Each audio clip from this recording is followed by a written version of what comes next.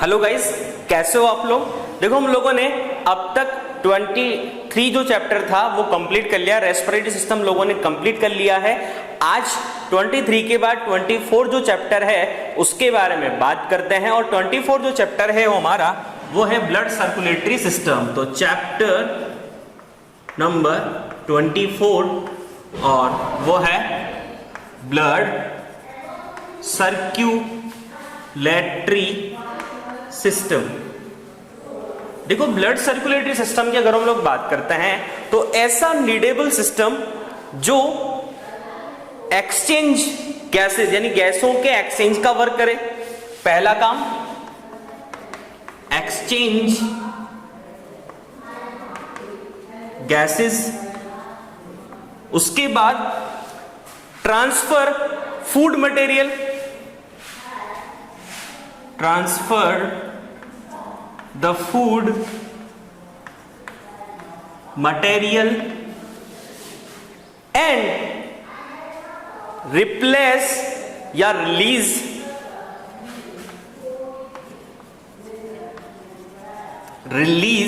Waste material. तो ऐसा system जो गैसों को एक्सचेंज करे, ट्रांसफर करे फूड मटेरियल का और रिलीज करे वेस्ट मटेरियल को, तो वो सिस्टम है ब्लड सर्कुलेटरी सिस्टम। ठीक है, आगे बात करते हैं ब्लड सर्कुलेटरी सिस्टम की। अगर हम लोग बात करते हैं तो ब्लड सर्कुलेटरी सिस्टम के बारे में दो चीज आप लोगों को ध्यान रखनी है कि एंजियोलॉजी ऐसी ब्रांच जिसमें हम लोग ब्लड सर्कुलेटरी सिस्टम जो है उसकी स्टडी करते हैं। तो ब्लड सर्कुलेटरी सिस्टम की स्टडी जो करते हैं उस ब्रांच को क्या बोलते हैं? एंजियोलॉजी। और फादर ऑफ एंजियोलॉजी जो हैं वो हैं सर विलियम हार्वे।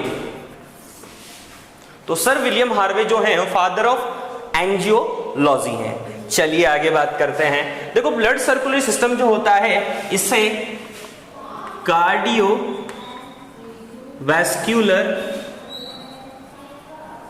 सिस्टम भी बोलते हैं। कार्डियो इसलिए बोलते हैं हार्ट यूज होता है, वैस्कुलर इसलिए बोलते हैं हार्ट के साथ साथ पाइप जो होते हैं आर्टरीज एंड वेन, इस वजह से वैस्कुलर करता है, वैस्कुलेट करता है वैस्कुलर सिस्टम। आगे बात करते हैं, अब बात करते हैं types of blood circulatory system. देखो ब्लड सर्कुलेटरी सिस्टम जो होता है वह दो टाइप का होता है। पहला टाइप है ओपन। ओपन का मतलब यह होगा कि जो लिक्विड का जो फ्लो होगा वो होगा सेल्स एंड टिश्यूज में, यानी जो भी लिक्विड जो होता है या ब्लड का जो फ्लो होगा वो ब्लड का फ्लो कहां पर होगा? Blood flows cells and tissue. इसका मतलब क्या हुआ? Does not flow closed blood vessels. Example की बात करते हैं तो ओपन टाइप का जो ब्लड सर्कुलेटरी सिस्टम जो होता है वो नॉन कॉर्डेटा जो होते हैं उन एनिमल्स में होता है। नॉन कॉर्डेटा में भी मॉलस्का एंड आर्थ्रोपोडा। ठीक है, चलिए आगे बात करते हैं। क्लोज टाइप का जो ब्लड सर्कुलेटरी सिस्टम होता है उसमें क्या होगा? ब्लड का जो फ्लो होगा वो कहां पर होगा? क्लोज्ड ब्लड वेसल्स में। तो क्लोज ब्लड वेसल्स जो होंगी उनमें ब्लड का फ्लो होगा। इट मींस क्या होगा? एग्जाम्पल अगर बात करते हैं तो जितने भी कॉर्डेट जो होते हैं उन कॉर्डेट एनिमल जो होते हैं उनमें इस टाइप का सर्कुलेटरी सिस्टम प्रेजेंट होता है, बट एक्सेप्शन याद रखना एक्सेप्शन में एनेलिडा क्या है, नॉन कोऑर्डिनेट। उसके साथ साथ मोलस्का जो होता है, उस मोलस्का फाइलम जो होता है, इस मोलस्का फाइलम की क्लास होती है सिफेलोपोडा, और इस सिफेलोपोडा में ओपन टाइप का सर्कुलेटरी सिस्टम प्रेजेंट होता है। ये तो नॉन कोऑर्डिनेट, और ये कोऑर्डिनेट होने के साथ साथ इसमें कौन सा होता है, ओपन टाइप का सर्कुलेटरी सिस्टम। तो दोनों एक्सेप्शन याद करने। एनेलिडा में, एनेलिडा जो है एक तरह का नॉन कोऑर्डिनेट है, फिर भी इसमें कौन से टाइप का ब्लड सर्कुलेटरी सिस्टम प्रेजेंट होता है, क्लोज टाइप का। और मोलस्का का एक फाइलम होता है सिफेलोपोडा, जिसमें एक तरह से मोलस्का क्या है, कोऑर्डिनेट, बट फिर भी इसमें कौन से टाइप का सर्कुलेटरी सिस्टम प्रेजेंट होता है, ओपन टाइप का। याद रखना आप इस चीज को। अब देखो, मोस्टली या नॉर्मली जो सर्कुलेटरी सिस्टम जो होते हैं वो दो टाइप के होते हैं। पहला होता है ब्लड सर्कुलेटरी सिस्टम, और दूसरा होता है लिम्फेटिक सिस्टम। ठीक है, सबसे पहले बात करेंगे ब्लड सर्कुलेटरी सिस्टम की। तो ब्लड सर्कुलेटरी सिस्टम जो होता है उसमें 3 पॉइंट्स में इसकी स्टडी करेंगे। पहला पॉइंट हम लोग इसका पढ़ेंगे ब्लड। ब्लड के बाद हम लोग इसके बारे में बात करेंगे हार्ट, और हार्ट के बाद हम लोग बात करेंगे ब्लड वेसल्स। ठीक है, तो इन दोनों के बारे में बात करनी है। तो चलिए हम लोग सबसे पहले स्टार्ट करेंगे ब्लड के बारे में। तो ब्लड के बारे में पूरी स्टडी करते हैं। चलिए स्टार्ट करते हैं। देखो, बात करते हैं ब्लड के बारे में। पहला टॉपिक हमारा ब्लड सर्कुलेटरी सिस्टम का ब्लड। ब्लड के ओरिजिन की अगर हम बात करते हैं तो ओरिजिन जो होता है इसका वो होता है मेसोडर्म। मेसोडर्म के बाद ये लिक्विड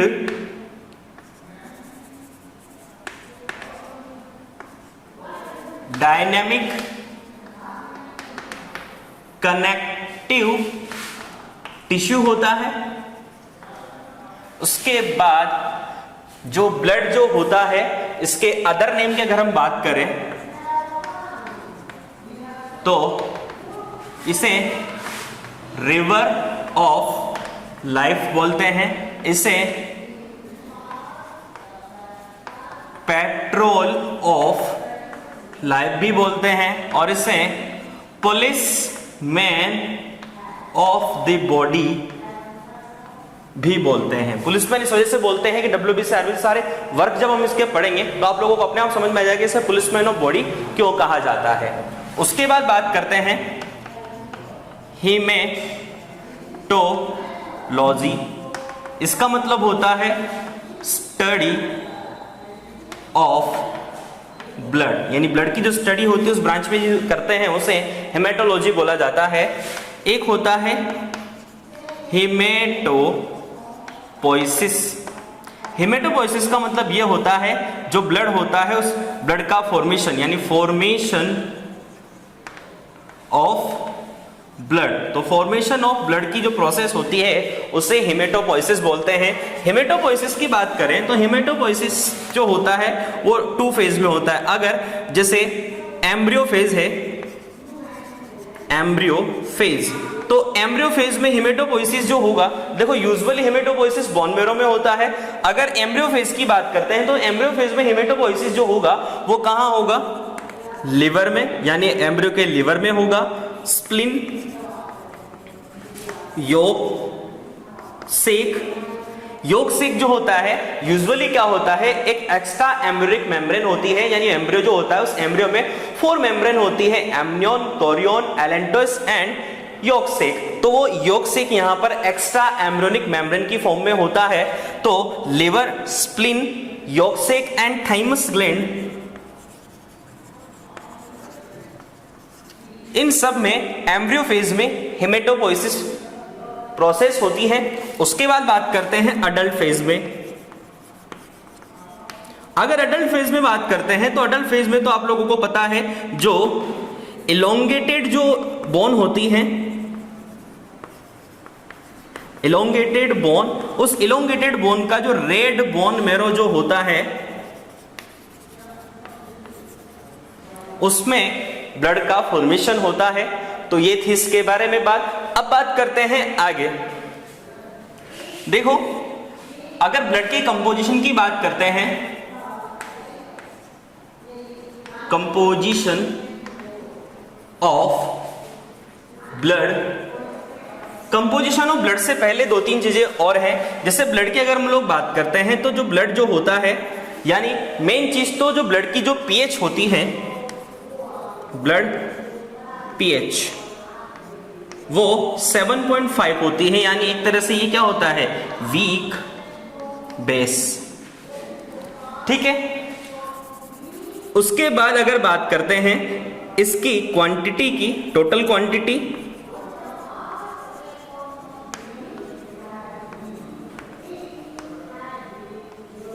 तो 5 to 5.5 लीटर इसकी क्वांटिटी होती है। ठीक है। वेस्कोसिटी की बात करते हैं। देखो, वेस्कोसिटी जो होता है इसका मतलब ये होता है गाढ़ापन। ठीक है। तो वेस्कोसिटी की अगर बात करते हैं तो वेस्कोसिटी जो होती है इसकी,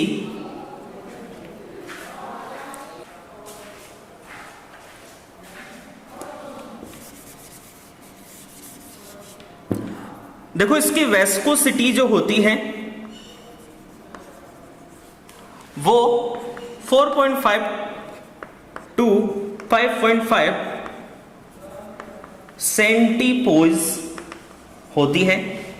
उसके बाद ये 5 to 8%, यानी बॉडी जो होती है, इस बॉडी के वेट का 5 to 8% पार्ट बनाता है। यानी बॉडी वेट का 5 to 8% जो होता है वो ब्लड का ही होता है। ठीक है। तो ये सारी चीजें भी आप लोगों को ध्यान रखनी है। अब कंपोजिशन ऑफ ब्लड की बात करते हैं, तो ब्लड के कंपोजिशन की बात करते हैं तो पहला जो, यानी ये टू जो पार्ट है उससे मिलकर बना होता है। पहली चीज तो होती है ब्लड प्लाज्मा, और दूसरी चीज हमारे पास होती है ब्लड कॉर्पस सेल्स। ठीक है। ब्लड प्लाज्मा जो होता है वो टोटल ब्लड का 55% होता है और ये 45% होता है। ठीक है। चलिए सबसे पहले बात कर लेते हैं प्लाज्मा की। देखो, प्लाज्मा की अगर बात करते हैं तो ये जो प्लाज्मा जो होता है वो लिक्विड मैट्रिक्स होता है, येलोइश कलर होता है।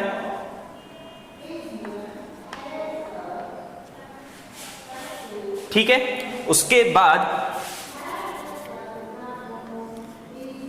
ये जो प्लाज्मा जो होता है वो अल्कलाइन